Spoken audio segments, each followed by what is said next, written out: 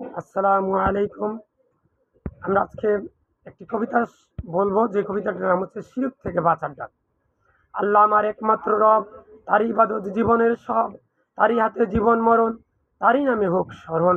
সিজদা করো শুধু তার তরে, দেখো তাকে সুখে দুঃখের ঘরে। মানত কোরবানি দোয়া যত, আল্লাহর জন্য হোক অবিরত। তাবিজ কবজে ভরসা নয়, জ্যোতিষ গণক সত্য নয়। গায়েব জানে একমাত্র তিনি, এই বিশ্বাস রাখো তুমি। মানুষ দেখাক এ আশায় নয়, ইবাদত করো শুধু আল্লাহর ভয়। কবরবাসীর কাছে কিছু চেয়েও না, রবকে ছেড়ে অন্য মন দিও না। ভালোবাসো আল্লাহকে সবার আগে, তারই পথে জীবন জাগে। শিরকের পথ ছেড়ে দাও আজ, তাওহীদের আলো হোক জীবনের সাজ। কোরআন সুন্নাহ হোক পথের দিশা, আল্লাহর সন্তুষ্টি হোক শেষ আশা।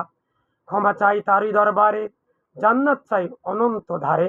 ইয়া আল্লাহ, আমি সব পৃথিবীর সকল মুসলিম উম্মাহকে তুমি শিরক, বেদাত, কুফরি ও গীবত মুক্ত রেখে মৃত্যুর সময় মুখে লা ইলাহা ইল্লাল্লাহ পরে যেন মৃত্যুবরণ করতে পারি, সেই তৌফিক দান করুন। আমি আসসালামু আলাইকুম। ভিডিওটা বেশি বেশি করে শেয়ার করুন।